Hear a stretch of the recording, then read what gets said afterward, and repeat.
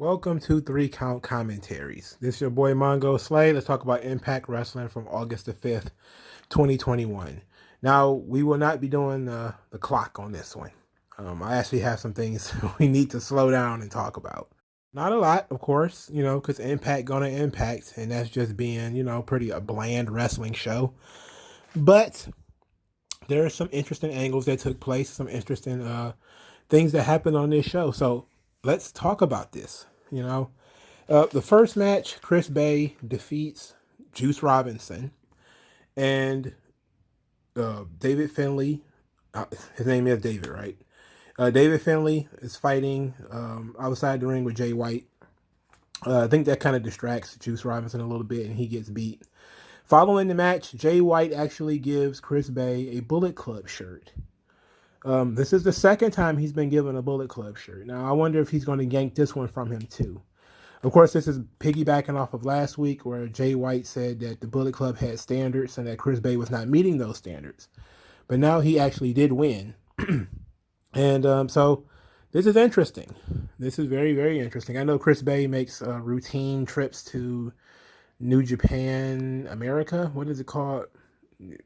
Whatever. New Japan America, whatever the hell. They do the Florida loop too. But so this ought to be interesting. See where this goes. So we get Don Callis and Gia Miller, who says you can't just take any 3 wrestlers and have them beat the Elite. Because look at all this talent. And they just kept talking about how much talent they have and how they're riding high and how much, they everything is going their favor. Violent by Design shows up, and that they're going to enact their rematch clause. But since that's 2 different angles, because there's 2 different segments, let's stick with the Elite real quick. Then we'll jump back over to Violent by Design. So Kaz says that Elite Hunting brought him to Impact, not the past, even though he built this place. And he ran down all of the names of the people who built this place. This place meaning Impact. And says that the past means nothing, but he will get his vengeance. And that when it comes to his partners, who are Eddie Edwards and Sami Callihan, who hate each other, they need to figure it out some other time. Now is not the time. And he's going to trust Tommy Dreamer and really stand beside these guys. Kazarian is having a real dark time here. He's like literally in the dark with this hood on. Just, I have no idea. Like, he's going through this incredible depression over SCU being broken up. And it's making him very angry. It's turning him into Batman. Kenny Omega, I'm not going to kill you, but I don't have to save you either. That's weird. In any event, the second thread out of this whole thing. Violent by Design was promised a rematch. They go to Scott D'Amore. Scott D'Amore tells them, okay, sure, you guys can have your rematch, but it's going to be a triple threat match because Rich Swann and Willie Mack need something to do. I mean, they were talking to me in the room. It's like, what? I mean, shouldn't we get our rematch first? Like, fuck these guys. Like, why do they get a rematch? Oh, whatever. It's Impact, man. Impact gonna impact. I'm telling you. They gonna do what they gonna do. So, Fire and Flavor. Let's go back to schedule. Fire and Flavor. They were talking to Gia Miller, and Kara Hogan talked about Tasha Steelz losing in Homecoming and how she just needed a good partner. Now she knows the value of a really good partner. And Tasha Steelz was kind of like, really? That's your attitude? They're supposed to be wrestling Jordan Grace and Rachel Ellering, which they did, and they lost. So after they lost, it looked like Tasha was going to beat up on Kiera Hogan. Then this really big girl showed up. She was a real biggin'. And she booted Kiera Hogan in the face and beat her up some more. And I see that the girl's name is Savannah Evans. She's a big girl. Real biggin'. She's a tall drink of water, as they say in the South. So I have never seen her before. I know she was on, I Googled her once I found out what her name was. I put her name into YouTube. I see that she has worked AEW, and she's, of course, done a lot of independents. I've never seen her before. So Impact manages to go and find people I've never seen before and bring them on television. Very interesting. I like that. I don't mind that.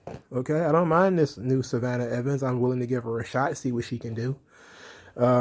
She was wearing army fatigues and looked very, very dirty. I don't know if that was just a character or not, because I don't know what she's doing. But Tasha Steelz is basically just watched as Savannah beat up Kiara. She just basically watched it. And you know what? I'm okay with this. I'm willing to see where this goes. I'm actually very, very interested in where this goes. So then we get our homecoming king and queen coronation. Now let's talk about homecoming for a minute, since I didn't do a video on it. I watched some of it. I didn't watch the entire tournament. I just watched certain parts of it. I watched Josh Alexander wrestle Black Taurus because that's actually what I wanted to see. Match was pretty good. I hate that Taurus lost. You know, that sucks. Matthew Raywalt, which is a nightmare of a name. I don't see why he just couldn't use a gimmick name. Who was Aiden English in WWE. You know, he was Deonna Purrazzo's partner, and they ended up winning the tournament. So they pushed this Raywalt guy right out of the gate by giving him the homecoming king angle. But the big surprise was that W. Morrissey actually got beat by Eddie Edwards in that hardcore match that they had in the main event of the show. That was disgusting. All right. How bad? Like, what goes through your brain that you say, look at this guy. We got this big mountain of muscle, this huge dude. He's a certified badass. We're going to have Eddie Edwards beat him. What? Why? This is as bad as when Chris Sabin beat Moose. What are they thinking? What are they thinking? This is ridiculous. See, Morrissey isn't like, you know, somebody who can't work or anything like that. He has a great look. You should be building for the future with this swelled audience. While you got Kenny Omega and all these other people coming in, you should be building new stars. You should be investing in guys. Having fucking Eddie Edwards beat W. Morrissey didn't do anything for Morrissey. It really didn't do anything for Eddie. But Eddie's not going to wrestle for the title. He's not going to, and certainly not going to win it. You know, I would be surprised if, you know, Eddie Edwards is the guy who beat Kenny Omega. That would be really crazy.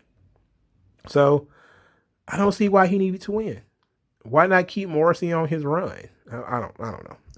I know that I don't want to jump to the main event too much, but the Morrissey Eddie Edwards thing is not over, even though it should be, because Eddie Edwards' arm should have been ripped off and shoved down his own throat. But hey, this is 2021 wrestling, man. 5'8", you know, flabby 5'8" dudes beating giants, and it's stupid. It's just stupid. Anyway, if you didn't watch the show, who cares? Nobody cares about that fucking show anyway. But the coronation was interesting. So Matthew Raywalt introduced Deonna Purrazzo. He introduced himself first because, you know, he assumed people didn't watch the show. Then he introduced Deonna Purrazzo. Deonna Purrazzo ran down her list of accomplishments and was interrupted by Mickie James. She once again got very, very angry at Mickie James for interrupting her. And Mickie James was like, oh, I know you feel disrespected, but I thought that you might want to know who your opponent is for Empower. And at first, Mickie James was like, okay, I know we made a handshake deal, but we don't deal in handshakes. Here's a contract. She gives the contract to Deonna Purrazzo. Deonna Purrazzo says, you know, before I sign it, I can beat whoever your ideal opponent is, but I would rather want to know. Tell me who my opponent is going to be. And Mickie James invites her opponent to the ring, and it is Melina. Melina is going to wrestle Deonna Purrazzo for the Impact Championship, Women's Championship at NWA Empower. And I disappointed. Okay, I'm sorry, just disappointed. Of all the people you could have picked from the NWA, you picked Melina. You picked Melina, really? Look, I know that, you know, we're stretching the word legend to include Melina and Alicia Fox and Velvet Sky. I mean, that word legend is carrying a big burden when it comes to some of these people who only had like short runs on TV and didn't do anything major. Even though Melina did, you know, a little bit more than Alicia Fox. In any event, Melina and Deonna Purrazzo had never met before. They'd never been in the ring with each other before. So Deonna Purrazzo kind of introduced herself, and, you know, then Melina did the same. And they basically said, oh, I look forward to winning your title. And, you know, that was kind of it. But this was the big reveal of Deonna Purrazzo's opponent. And I'm not thrilled. I'm not, you know. I guess they wanted to. I guess they wanted her to wrestle a name and wrestle somebody who has some history behind them, rather than probably somebody she's already beaten before. But looking at the women's division from NWA, I can tell you a lot of those women didn't look like they were really good competitors anyway. I think Serena Deeb is hurt, and Thunder Rosa is gone. So, plus she already beat Thunder Rosa anyway. So Melina's kind of like a last minute thing, I guess. I don't see why I just couldn't be Mickey herself. I just think that that would have been a very, very great main event, for Mickey and Deonna Purrazzo. Melina is just such a huge step down. And plus, Melina isn't the wrestler she used to be. Not that she was, Shawn Michaels before, but she's a little bit older now. She's doing less. Maybe she's better than she was at the last set of NWA tapings. Like, I guess we'll have to see. But I have to tell you, I'm not thrilled about this whole Empower thing in general. Not thrilled. I know that Deonna Purrazzo's opponent is Melina. Now, got to give Deonna Purrazzo credit. She's going to be representing Impact pretty much everywhere. And I'm glad to see, this is one positive thing I can say about this. I am glad to see that, the NWA and Impact are working together on this issue. Because this brings me to Jordynne Grace. Now, Jordynne Grace made some statements about the Forbidden Door and how it seems to not really include the women. And that's why I'm kind of okay with and it was a really good time for their, especially early in the pandemic. EW was struggling with their women's division. They couldn't keep their champion on TV. They could have used some of Impact's women or vice versa and all that kind of stuff. Now Britt Baker and Deonna Purrazzo have been crowing about this forever. They've been crowing about this for months. How the Forbidden Door has not included women yet. So it's good that Deonna Purrazzo is getting an opponent she's never wrestled before and using NWA power to do that. But I just don't buy Melina in this role. It's not good. So since we're talking about the women, let's go continue to have another women's feud. Taylor Wilde said she took 2 months off. She was gone for 2 months because she couldn't get into the country. Somebody had called Canadian border security, because apparently she's a Canadian, and reported her for being a suspicious person. So she missed the tapings last time. And she said she wanted to find out who turned her in as a suspicious person, and found out that it was Kevin with a K. And then that means that it was Caleb with a K. Therefore, she beat him up last week. And she wants to fight Tenille Dashwood because she feels like Tenille is threatened by her and doesn't want her to in the Impact Zone. Fast forward to Tenille Dashwood doing her TV show, in which she complained about Caleb getting beat up and that, Taylor Wilde is out of control and she shouldn't be assaulting people. This was really bad, by the way. This All About Me segment with Tenille Dashwood is always a pain. It's always painful. It is absolute pain. In any event, they brought in a doctor to look at Caleb's neck. The doctor, of course, played the straight man. You're like, I don't know what to do, I have never seen you before. I don't know what kind of injuries you have. I don't got your charts and all that. They ended up throwing him out. Then Scott D'Amore came in and said, oh yeah, this litigation with the assault of Caleb and the lies about Taylor Wilde, we could do an investigation and it'll cost a bunch of money. And, I have to bring it out of your travel budget because apparently Tenille is also, Tenille is also international. She's from Australia. And he basically said, oh, I have to deport you until this is all cleared up. But, we could just settle this right now for if you two have a match. Of course, Tenille doesn't want to have the match, but he makes the match anyway. It's going to be for TV. And I was just kind of like, oh, great. That's good. Anyway, moving on. Another women's storyline they got going on. Kimberly, who had been kidnapped by Su Yung and demonized, is now calling Su Yung mother and wants to steal souls for Su Yung. But she needed Su Young's permission first. So she said, Mother, may I? And I was just kind of like, okay. Whatever. We're still doing demon shit. I guess we'll figure it out when we get there.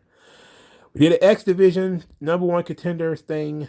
Jake Something versus Daivari versus Rohit Raju versus Trey Miguel. And Jake Something won the match. Very interesting choice of opponent. Uh, this match, of course, was spot heavy because this is Impact. They just put guys in these matches. I don't know how many times I've seen Trey Miguel and Rohit Raju in the same ring.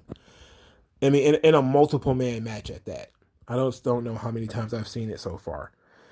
Uh, there was a weird spot where Trey Miguel did a combination. He had a leg lock on Rohit while he did like a suplex on Davari. It's just crazy spots like that. It's ridiculous. Anyway, Jake something wins. Spinning out of this, Rohit Raju goes back to the locker room and he's throwing stuff. He's slamming chairs and throwing bags and yelling about how he should be the #1 contender for the X Division title.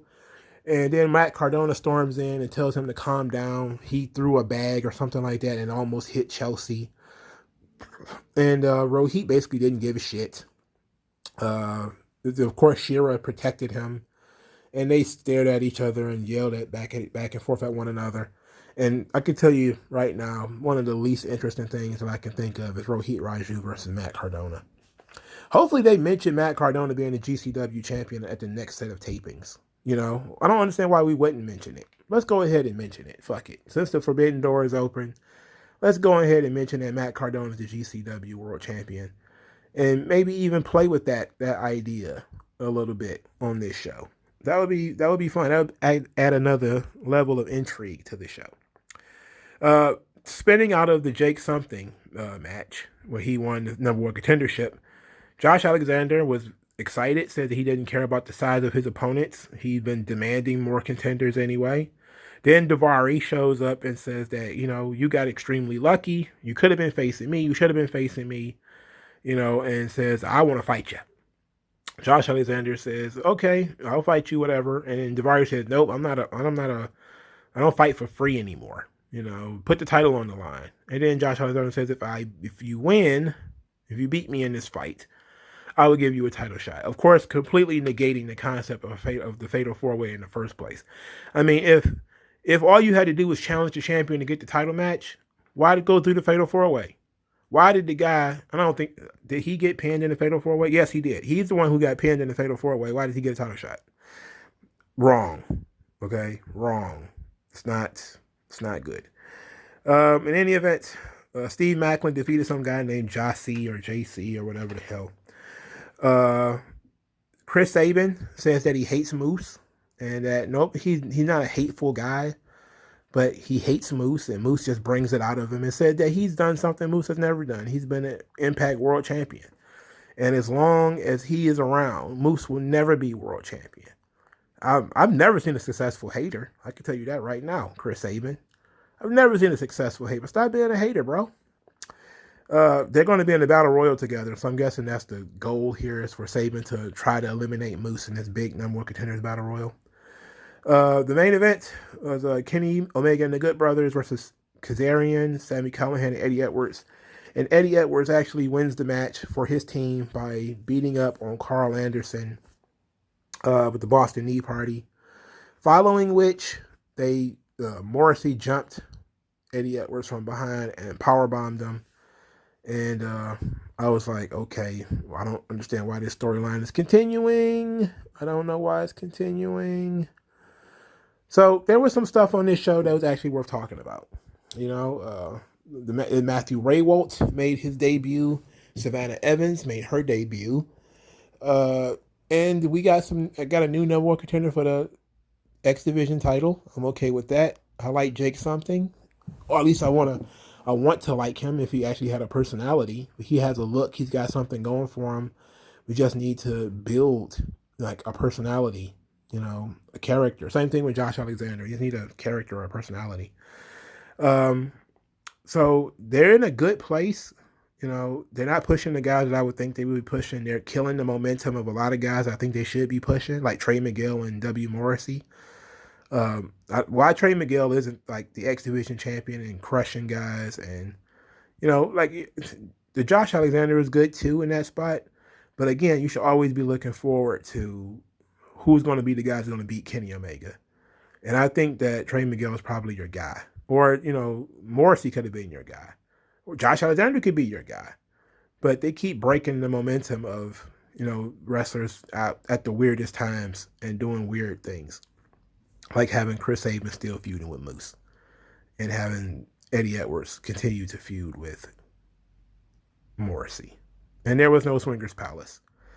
So, weird. Anyway, let me know what you guys think in the comment section below. Like this video, share this video, subscribe to the channel, donate to the channel, and I'll talk to you guys later, man. Peace out.